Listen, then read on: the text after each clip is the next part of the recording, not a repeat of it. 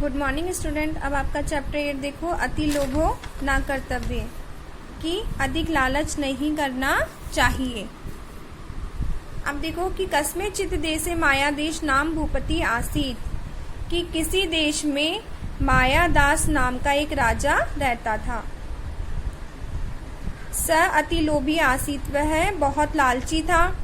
अतः दरिद्र इव वसति इसमें, इसलिए गरीब ही उसके वहां रहते थे। एकदा को अपि मुनि तस्य प्रसादम आगच्छत, एक दिन कोई मुनि उसके महल में आया। सत्कारेण संतुष्ट मुनि अवदत, और राजा के सत्कार से खुश होकर उसने कहा कि राजन अभिष्टम वरम याचम इति, कि राजा आप इच्छित वर मांग लो।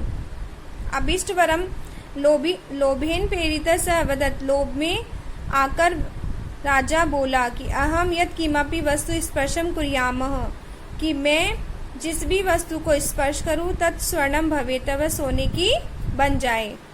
मुनि तथास्तु इति उक्तम अगच्छत, मुनि तथास्तु कहकर वहां से चला गया।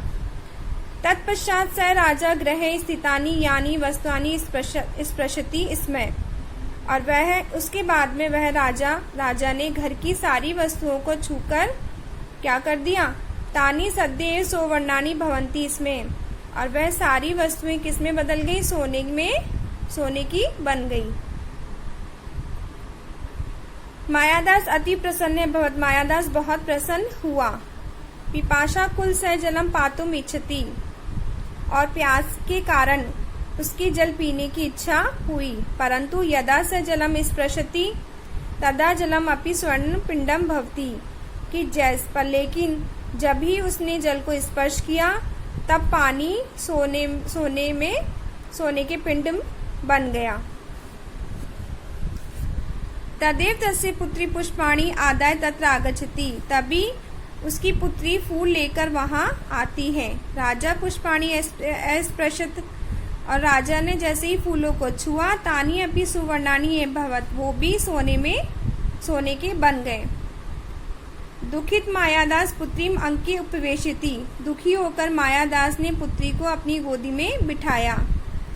परंतु हंतः सा अपि स्वर्णिम जातः, लेकिन वो भी इसमें बदल गई, सोने की बन गई।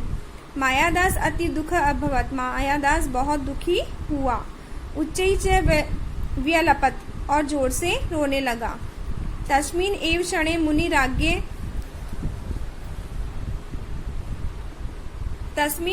मुनि राज्ञे पुरतः प्रत्यक्ष अभवत, और उसी समय साधु राजा के सामने आया। मायादास तम निवेदिति, मायादास ने उसे निवेदन किया कि महर्षि कृपया दत्तम वरम निवेदयतु, कि कृपया आप अपना वरदान वापस लीजिए। मुनि अवदत, मुनि ने कहा, चिंता मा कुरु, चिंता मत।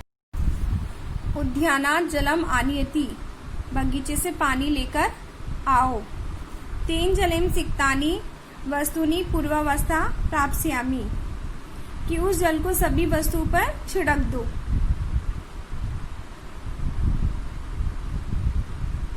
वह अपनी पूर्वावस्था में आ जाएंगी। इत्युक्ता से अदृश्य अभवत, ऐसा कहकर वह वहां से अदृश्य हो गए। चकित मायादास तथैव अकरोतम, भयभीत मायादास ने तभी वैसा ही किया। स्वर्णानी वस्तु स्व प्रकृतिम प्राप्तानी, कि सभी वस्तुएं अपने पुराने रूप में आ गई। तस्य पुत्री अपि स्वरूप प्राप्य पितु समीपम आगच्छत, और उसकी पुत्री भी अपना रूप प्राप्त कर पिता के सामने आ गई। तदा मायादास लोभम त्यक्ता जीवन यापनम कर्तुम प्रतिज्ञाम अकरोत, तब मायादास ने लोभ में त्याग कर जीवन यापन करने के लिए कर्म करने की प्रतिज्ञा की। सत्य मुक्तम, इसलिए ही कहा गया है कि अति लोभो ना कर्तव्यम, की अधिक लालच नहीं करना चाहिए। अब देखो इसमें विशेष है कि इसमें शब्द का अपना कोई अर्थ नहीं होता। लट लकार की क्रिया के साथ जोड़ने पर यह भूतकाल का अर्थ देता है। जैसे पढ़ती इसमें पढ़ता था। इसका प्रयोग लट लकार के सभी पुरुष विवचनों के साथ में होता है, अन्य लकारों के साथ नहीं। Thank you.